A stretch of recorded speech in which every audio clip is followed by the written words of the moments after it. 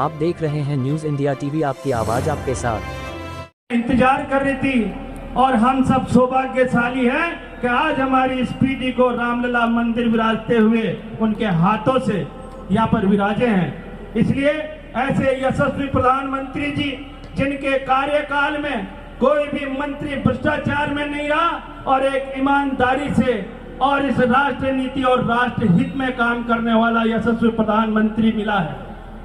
आपको पता है जितनी भी पूर्ववर्ती सरकारें रही है उनके मंत्री कई घपलों में जेल में रहे हैं या वो बेल में चल रहे हैं, और यहाँ भी आपके छोटे बड़े मुखिया कभी जेल से आज ही जमानत पे बाहर आए हैं। ये देखो तरीका, इनको ज्यादा स्थायी रहने वाले लोग नहीं है।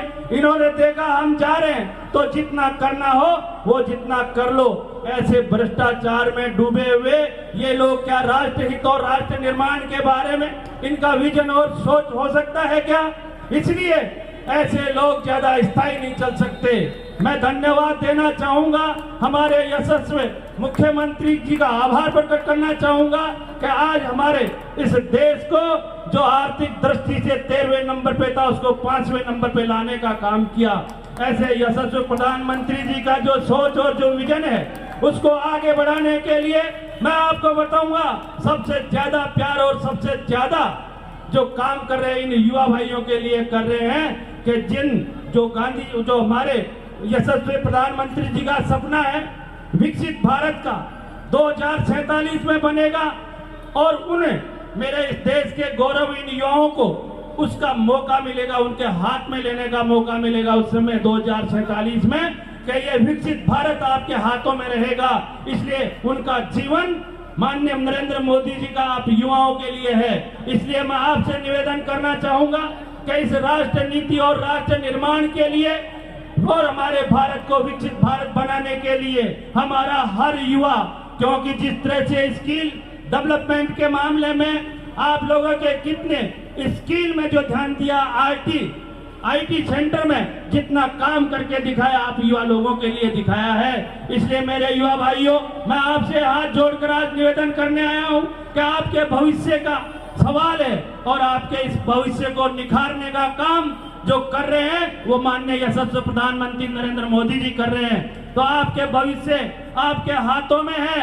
इसलिए मैं आपसे निवेदन करना चाहूंगा कि एक एक गली में घूमकर एक एक हमारे कार्यकर्ता के पास पहुंचकर और 25 तारीख को ज्यादा से ज्यादा भारतीय जनता पार्टी के पक्ष में मतदान दिलाएं, क्योंकि हर्ष मल्होत्रा जी आपके स्थानीय व्यक्ति है और संगठन से जुड़े हुए, धरातल से जुड़े हुए आदमी है। आज भी प्रदेश में महामंत्री का पद है, लेकिन वो फिर भी हर वर्ग और हर जाति को साथ लेकर चलने वाले हमारे ऐसे लोकसभा के प्रत्याशी है।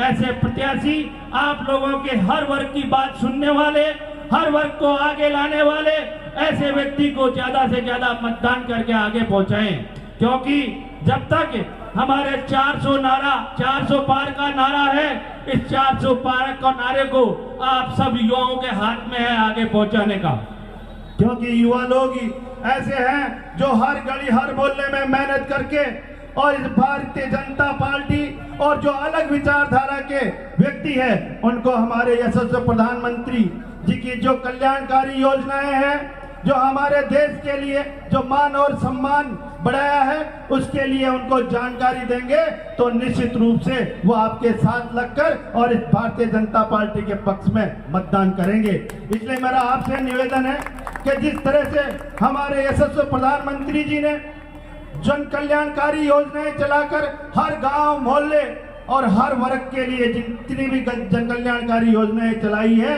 उनका लाभ पहुंचाने के लिए, हमारे वंचित भाइयों तक पहुंचाने के लिए वो रथ के द्वारा एक एक गांव में घुमाकर एक एक गली में घुमाकर हमारे वंचित लोगों को लाभ दिलाने का काम किया है।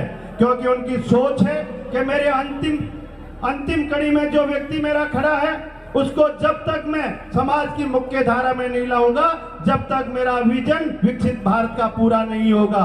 और दूसरी पार्टियां केवल और केवल वंशवाद की, अपने परिवारवाद की पार्टियां हैं जो अपने परिवार को आगे बढ़ाना चाहती है।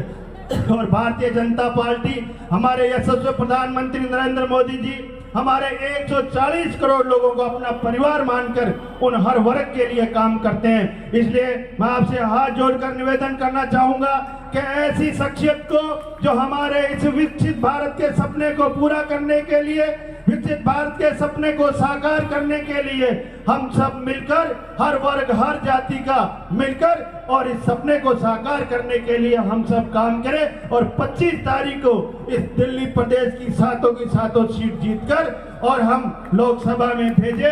मैं आप लोगों से आज हाथ जोड़कर यही निवेदन करने आया हूं। आप लोगों ने जितना भी मान और सम्मान और प्यार दिया, इसके लिए मैं आपका बहुत बहुत आभारी हूं। और जब इस लोकसभा में आप ज्यादा से ज्यादा मतों से जिताकर भेजेंगे तो मैं आप युवाओं को कहना चाहूंगा कि आपको राजस्थान की फ्री यात्रा मैं करवाऊंगा। लेकिन आप ज्यादा से ज्यादा या दमदार और ये लोकसभा ज्यादा से ज्यादा वोटों से जीते। जय हिंद, जय भारत। आप देख रहे हैं न्यूज़ इंडिया टीवी, आपकी आवाज आपके साथ।